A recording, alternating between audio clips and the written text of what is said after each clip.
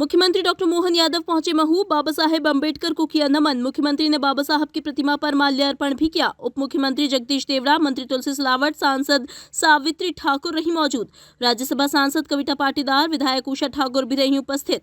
मुख्यमंत्री ने एक विशाल जनसभा को भी किया संबोधित। बोले मुख्यमंत्री डॉक्टर मोहन यादव, अंबेडकर जिनका योगदान भूतो न भविष्यते होगा। कांग्रेस ने बाबा साहब के योगदान को नकारा है। मुख्यमंत्री ने इंदौर में मीडिया से चर्चा में कहा, दलित समाज ने अंबेडकर जी के नाम से कामधेनु योजना को जोड़ने पर खुशी जाहिर की। विस्तार से बात करने का तो समय कम है, लेकिन ये बात भी सही है, अंबेडकर जी के अगर जीवन के योगदानों को मिलाकर के बात करें, वो इतने बहुआयामी है और एक एक निर्णय उनका ऐसा लग रहा कि वो अपने भविष्य को जानते थे भारत के, इसलिए भारत के भविष्य के अंदर उठने वाली चुनौतियां, आने वाली कठिनाइयां, ऐसे सारे मामलों को अंबेडकर जी ने अपने जीवन काल में, यद्यपि उनका जीवन बहुत कठिनाई का है, लेकिन हम सब जानते हैं कि जो कठिनाई के बाद अच्छे मुकाम पे पहुंच जाए तो पलट के पीछे वाले के लिए वो कठिनाई भूल जाते हैं। लेकिन अंबेडकर जी ऐसे व्यक्तित्व के धनी नहीं थे।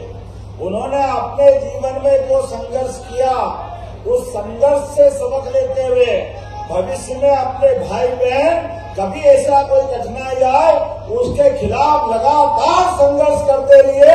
मैं उनको दोनों हाथ जोड़ के प्रणाम करता हूं अंबेडकर जी के उस योगदान को।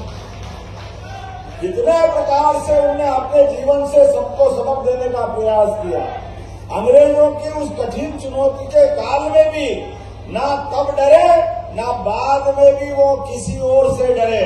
सदैव सच्चाई के लिए, समाज की समानता के लिए, बंधुत्व के लिए, सर्वहारा वर्ग की शिक्षा के लिए अंबेडकर जी ने जो योगदान दिया है, वो भूतो न भविष्यति हो सकता है।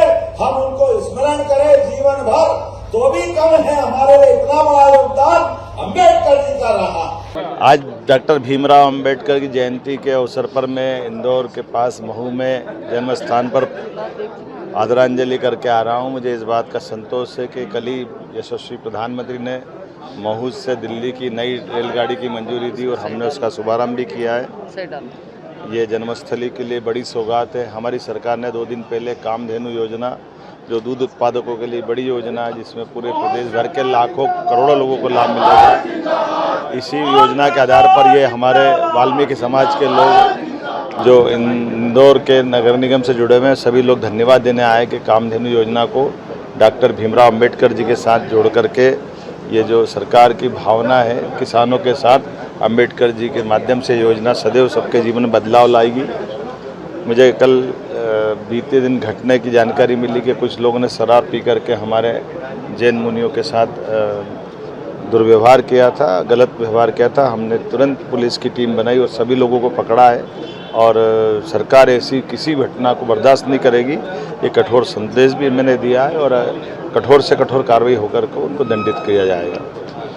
आज मैं जब यहाँ अपनी बात कर रहा हूँ तो मुझे इस बात का संतोष है कि सरकार के माध्यम से विक्रमादित्य का परचम पूरे देश और दुनिया में लाल किले से फहरा रहा है। आज यशस्वी गृह मंत्री जी हमारे इस 12, 13, 14 3 दिन चलने वाले इस विक्रमोत्सव के आयोजन में सभी शामिल होंगे, जहाँ विक्रमादित्य के उस गौरवशाली अतीत को भी हम याद कर रहे हैं।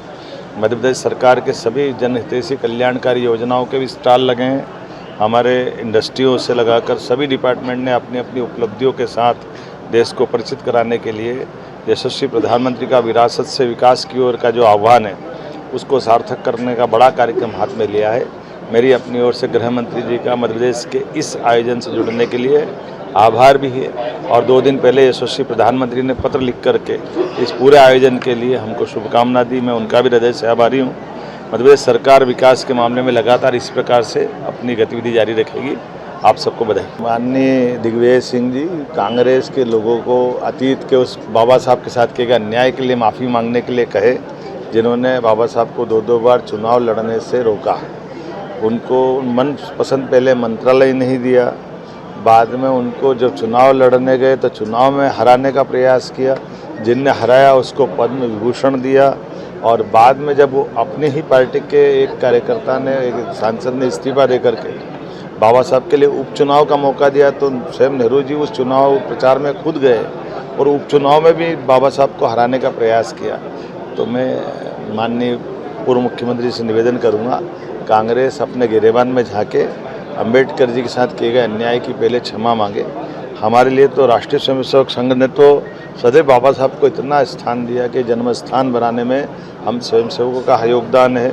उनको पंच तीर्थ की तरह जहाँ बाबा साहब की बड़ी उल्लेखनीय कोई घटना जुड़ी है ऐसे स्थानों में नागपुर, जहाँ उनने बौद्ध धर्म की दीक्षा ली, मध्य प्रदेश की राजधानी मध्य प्रदेश में उनकी जन्म स्थान है, दिल्ली और मुंबई, और वो शिक्षा स्थली जो लंदन में थी, सभी को पंचतीर्थ बना करके हमने हमारी विचारधारा और बाबा साहब के प्रति श्रद्धांजलि और उनको स्मरणीय बनाने का एक प्रयास किया है। यशस्वी प्रधानमंत्री भी लगातार इस दिशा में लंबा समय से काम कर रहे हैं।